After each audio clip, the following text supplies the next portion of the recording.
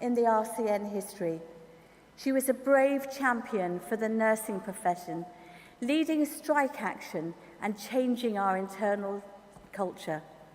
Pat, thank you for everything you gave the RCN, its members and staff.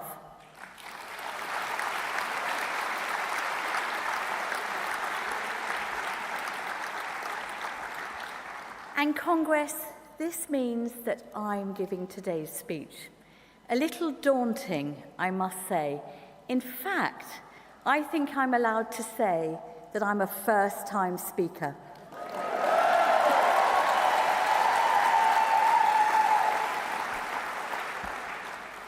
So, Congress, let me say thank you to each and every one of you for taking the time to come to Newport and spend time together debating and agreeing nursing's bright future.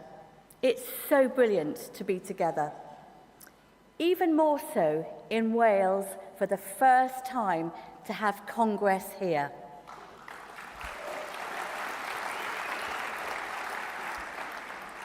There is something special about bringing us together once a year and appreciating what connects us.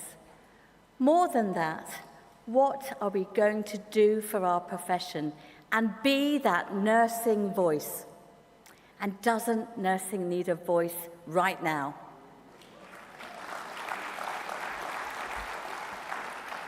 It takes a remarkable person to do what we do. We must never forget that. We are highly skilled, compassionate, caring, and committed. And despite all of its challenges, it is an amazing profession. We get to look after people at the most vulnerable times in their lives, and it is a privilege to do so. Let's use our time this week to celebrate that, to support one another, to share our knowledge and experience, and to generate some much-needed hope. So for me, the Acting General Secretary, Croeso, welcome.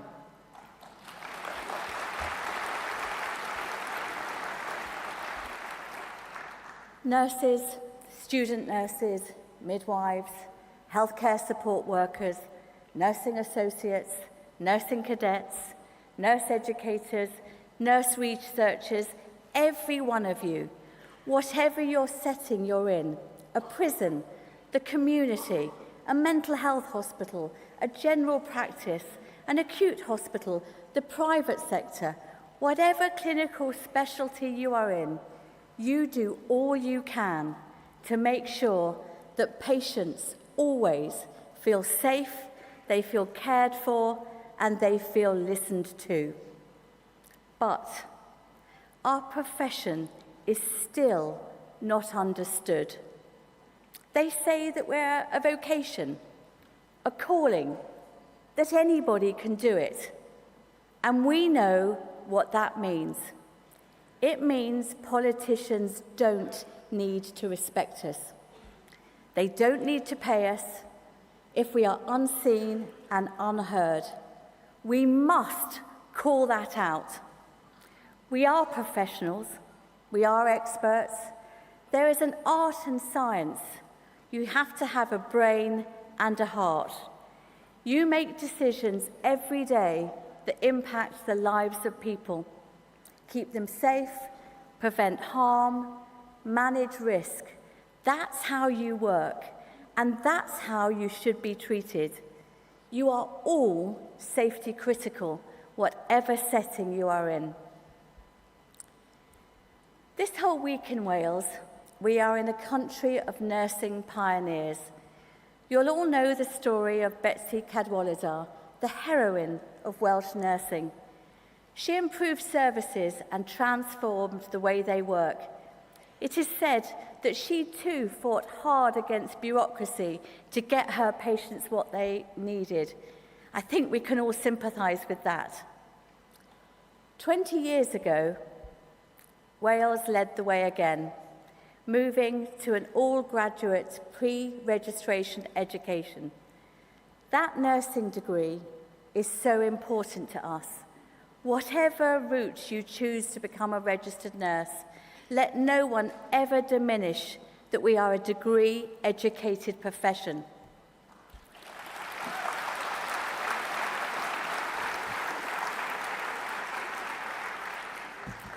And Wales is the first country in Europe, the very first, to put into law the importance of safe nurse staffing levels.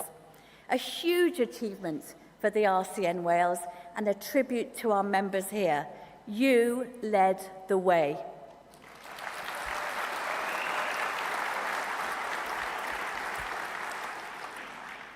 Wales is special in the history of the NHS. I found myself emotional in the theatre a few weeks ago, the play about the life of Nye Bevan. He was born not 20 miles from where I stand today.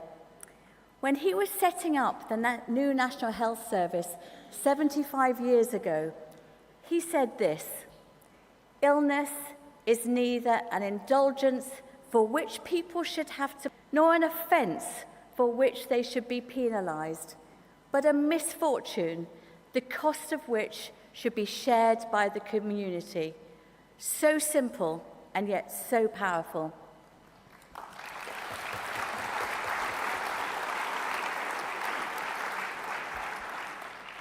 Nye might have been the architect of the NHS, but we are here to fight for its future.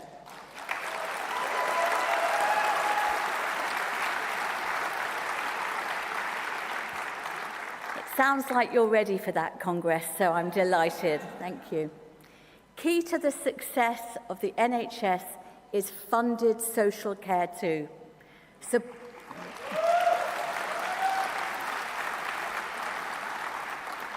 Supporting the public and the care workforce. So, colleagues, the time is now. We have an election in a little over a month. Devolution means it is different in different places. We have relevant demands for each part of the UK, but if the issue is the same across the UK, then we expect the same too. This has to be a nursing election.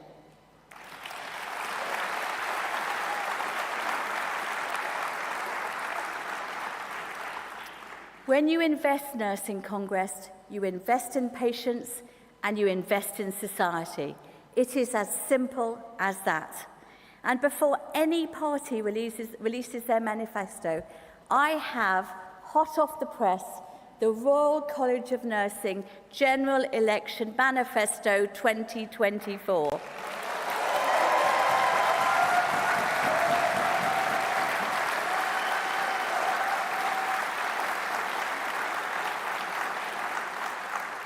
It tells every party and every candidate what will really sort out health and care services. Get your copy today and challenge the people who come to your door. They will ask for your vote, but you need to ask them, do you support our plans? Let me tell you what they are. Number one, a substantial pay rise for all nursing staff.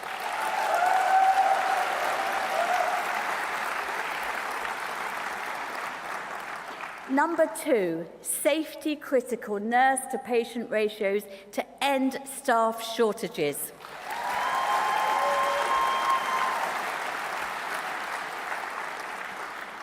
As was said earlier in the debate, legal protection so people are safe to raise their concerns.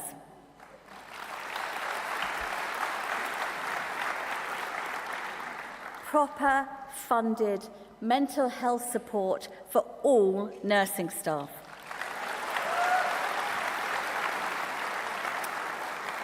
Caring for patients in corridors, reported and eradicated.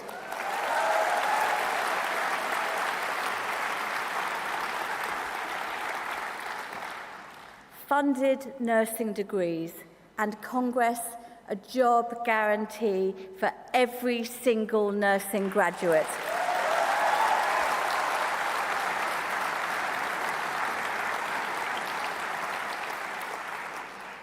The law that restricts your right to strike, revoked.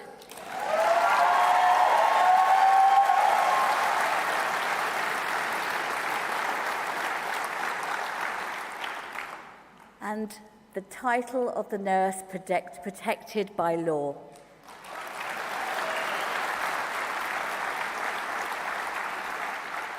We need to end the exploitation of care workers.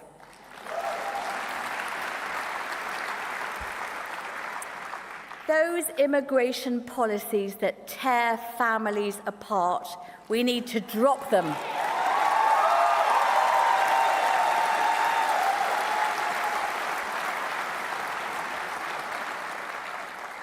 And our final demand is for this country to play its part on the world stage to end the global nursing shortage.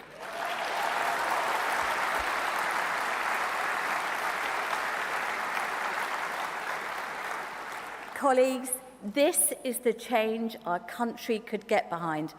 No party has come close to that yet.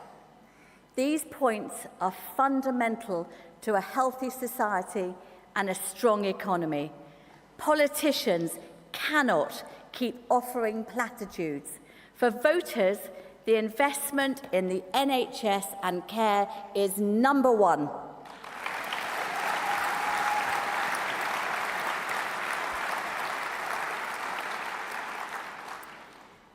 Congress, just let me tell you a little bit about who I am. I've been a nurse for nearly 40 years. My clinical background is intensive care nursing. I spent some time as a nurse leader in America, which was fascinating, but hardened my love of the NHS and what it stands for. We absolutely cannot lose it. I spent the last 10 years of my NHS career as a chief nurse at different hospitals, still working clinically every Friday to make sure I never lost touch with what matters to nursing and what matters to patients.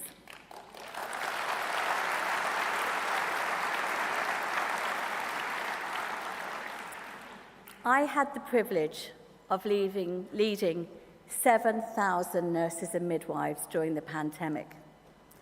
This experience had a profound impact on me. We will never forget what we did and what we saw. But sadly, many around us have already forgotten. Nursing made a true sacrifice. I'm going to say it again.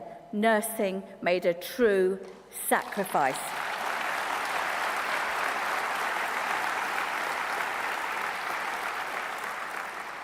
But 18 months ago, I'd seen and had enough.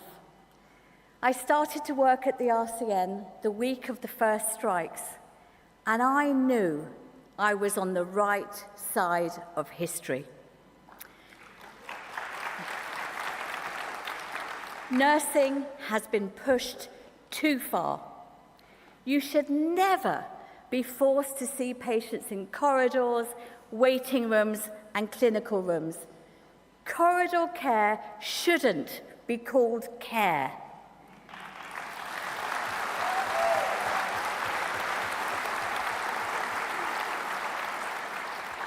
How can we call examining patients in a public space where they feel exposed, vulnerable, and violated care? Store cupboards, sluice rooms, the back of ambulance. One place even had to unplug the vending machine to fit in a patient. The elderly are languishing on chairs for hours on end, and patients are dying in corridors. No oxygen, no suction, no other life-saving items to hand. A clear symptom of a system in crisis. Did governments not realise why we went on strike for the first time in our history? Let's show them the extra hours you work so that patients can get the care they desperately need. Let's show them the lunch you bought for your patients so they could eat that day.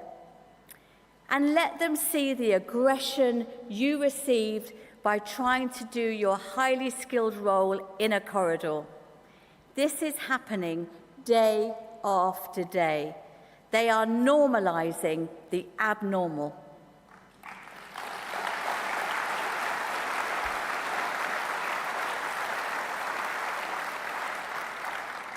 Nothing breaks my heart as much as when I speak to a nurse who thinks there's no way back from this. And the real risk is that patients will lose faith in the treatment they received. But colleagues, you have to believe we can change this. Together, we can make this happen. This cannot go on. Corridor care is unsafe, undignified, and unacceptable.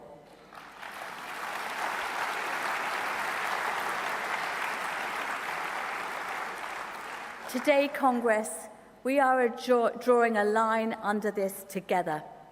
I am, with your support, declaring a national emergency in our health and care services, and I challenge all political parties to address this head-on.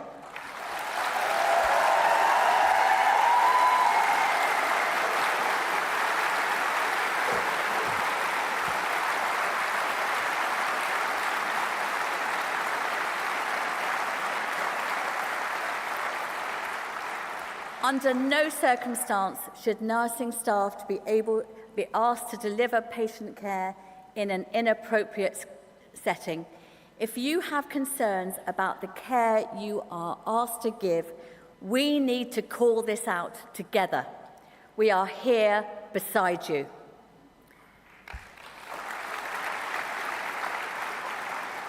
Hospitals must be forced to report it so we can bring it to an end. Each of you are caring for too many patients in all settings. In most of our hospitals, nursing staff are stretched to the limit, caring for 10, 15 or more patients at a time. District nurses having to do 25 visits a day with 15-minute interval with each patient.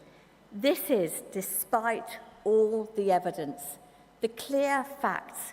It has been proved repeatedly that when the number of registered nurse falls, the risk of death increasing.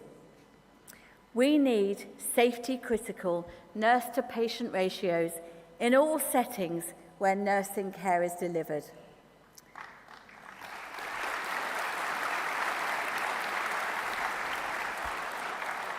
RCN members in Wales, Scotland and Northern Ireland have all been involved in the development of safe staffing legislation for a number of years.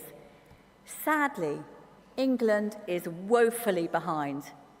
After the election, the new Health Secretary and the new Chief Nursing Officer must give this fresh and urgent consideration.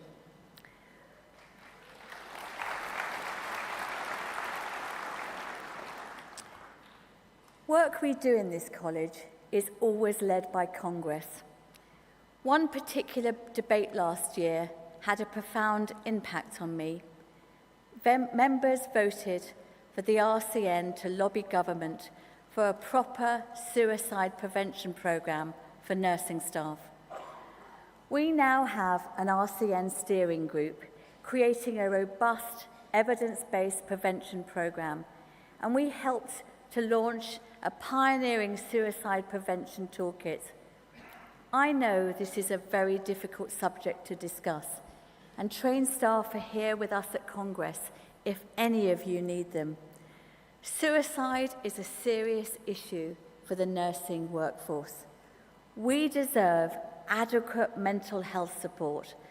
Mental health is still not given the same importance as physical health. That approach can have terrible consequences. If you can't accept support for yourself, how are you going to support your patients? Our manifesto demands funded mental health support, and it cannot come soon enough.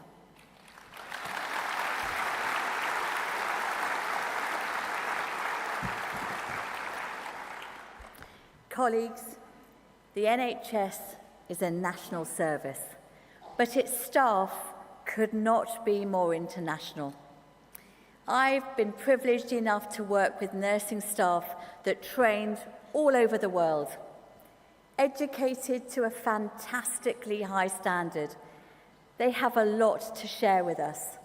Our colleagues have stories that are truly inspiring, but too often heartbreaking. Leaving children at home so they can come to the work in the UK, families being separated by the promise of a better life. We owe them such an immense gratitude, a much better welcome and much better experience. This is now their second country.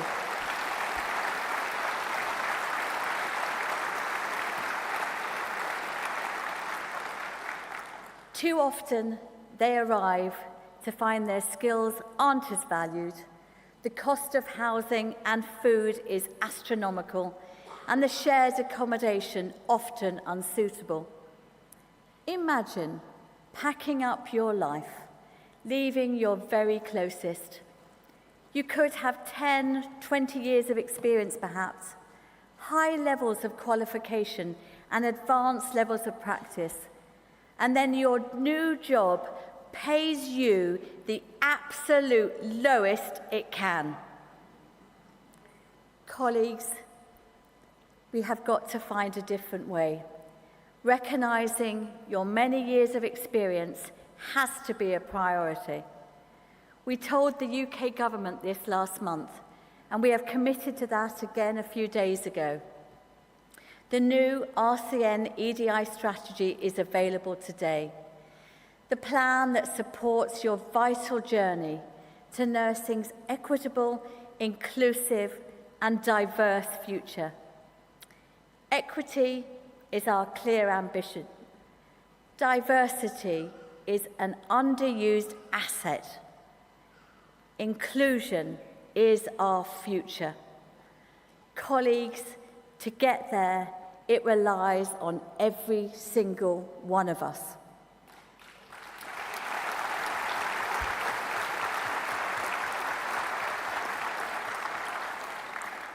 Your RCN will use its strong, powerful political voice on the widest range of issues that affect the greatest number of our members.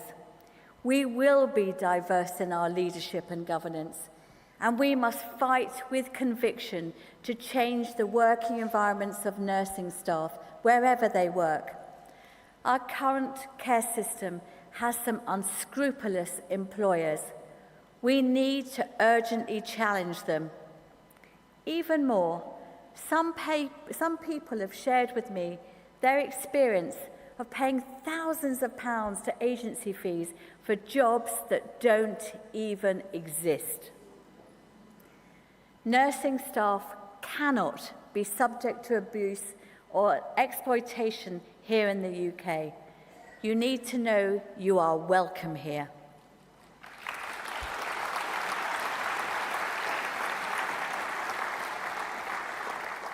It is the role of government to ensure the recruitment of care workers from overseas is done ethically, and that once staff arrive in the UK, they are not subject to abuse or exploitation.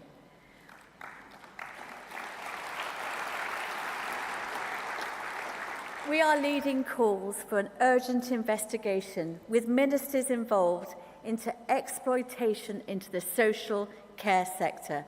Today, I have written to all party leaders to make these demands.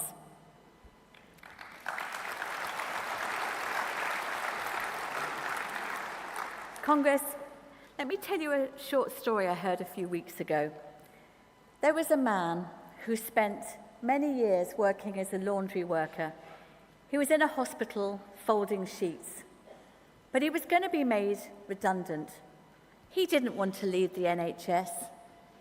The RCN in his hospital stepped in. That rep worked with him on his NVQs.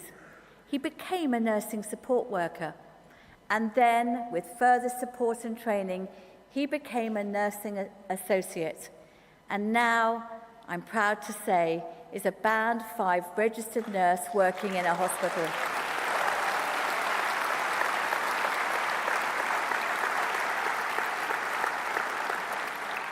That is a fantastic reminder, colleagues, of the difference RCN reps make.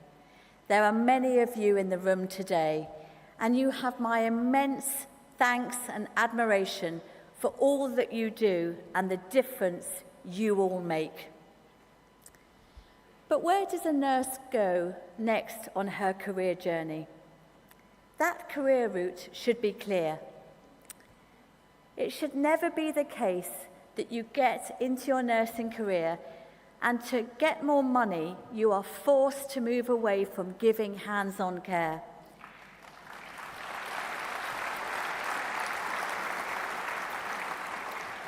It should never be the case that you finish your nursing career at the same salary band at which you started.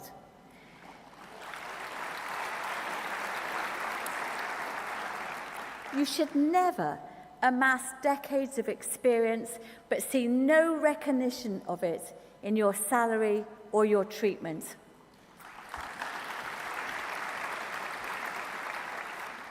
Over the last 20 years, nursing has evolved beyond recognition, but we are weighted to the bottom of the pay structure without a clear route through. Almost all of you told us that your current pay band does not recognise your knowledge, your skills, your education, and your current levels of responsibility. You work at a higher level of autonomy, specialism, and responsibility. The career pathway for nursing must be smashed wide open.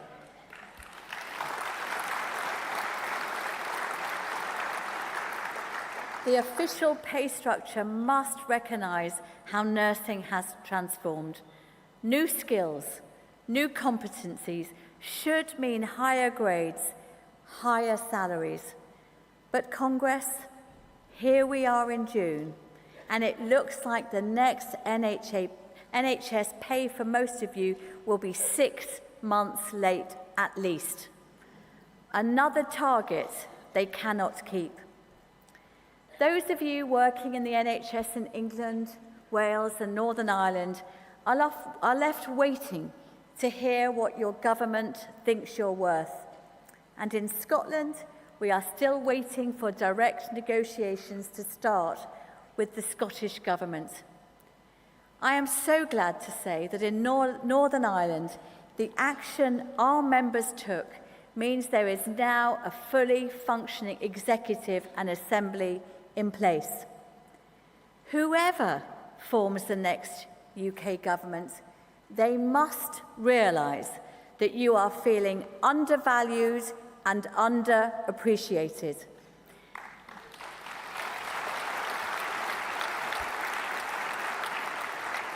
Ministers must negotiate through the summer to get a deal done quickly. NHS workers deserve a fair pay award, and it is not fair to keep them guessing. Whoever the Prime Minister and Health Secretary will be, we can meet and we will negotiate. Long delays and disappointing pay award offers failed to move the debate on for the last 2 years. And when that award is announced, you will always be given a say. And if you decide it is not good enough, you will decide what action we take.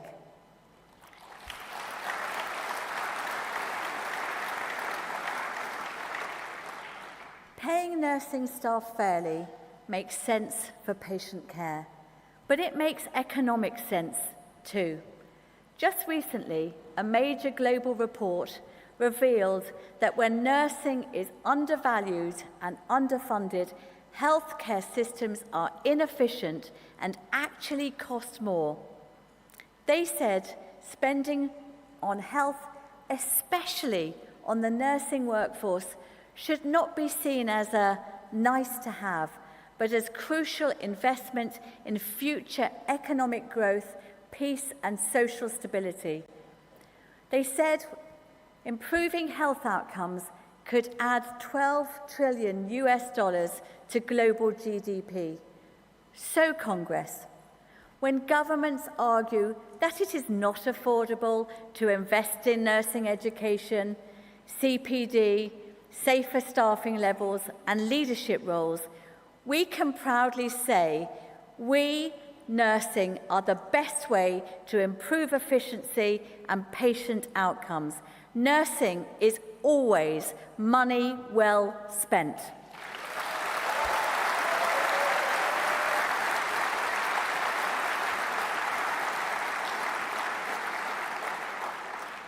And you know, it's this kind of research that wins arguments.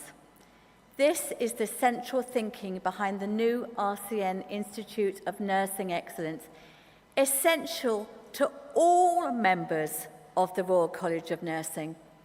The 5 academies within it have already started delivering for its members. The Activism Academy has seen local wins because of our new organising teams, and the new learning and development framework for reps will be launched later this year. The Workforce Academy will set standards based on evidence, not what employers think they can afford.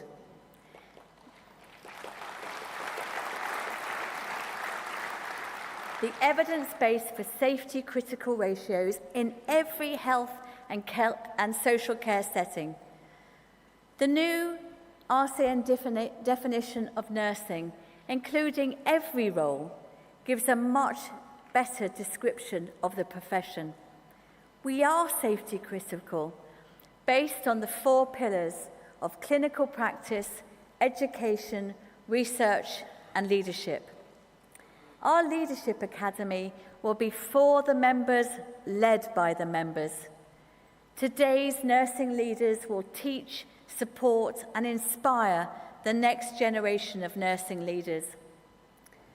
So, colleagues, today we have started the biggest professional, public, and political conversation about the value of nursing. The threat to patient safety is a national emergency, and we need your help to call it out. Politicians must show they have the answers, and we must use our voice. Patients need us. We deserve better. Let's call it out. Nursing needs a fresh start and a new place in healthcare. We need hope for our profession. Be part of that change. Diolch and thank you.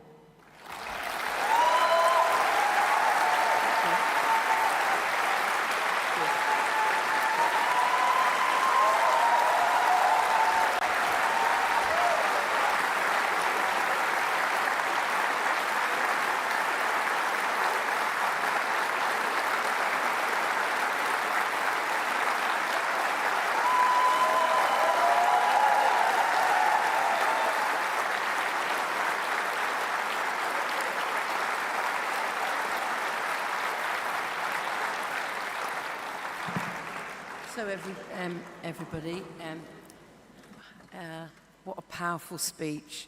Isn't it nice when you hear someone who speaks the language that we are speaking in the wards, in the hospitals, in our departments, in our teams? That's what, and it very clearly resonates with all of you. So thank you for that. Thank you, Nicola. So it is lunchtime now. I think I've got it right. Yes, don't get excited. But more important is obviously the Learning and Wellbeing programme. So please go to that and the exhibition. And if you could all be back prompt at 2, thanks very much, whoever was helping me there, at 2 o'clock for our next item. But thank you, and thank you for your support this morning. Bye.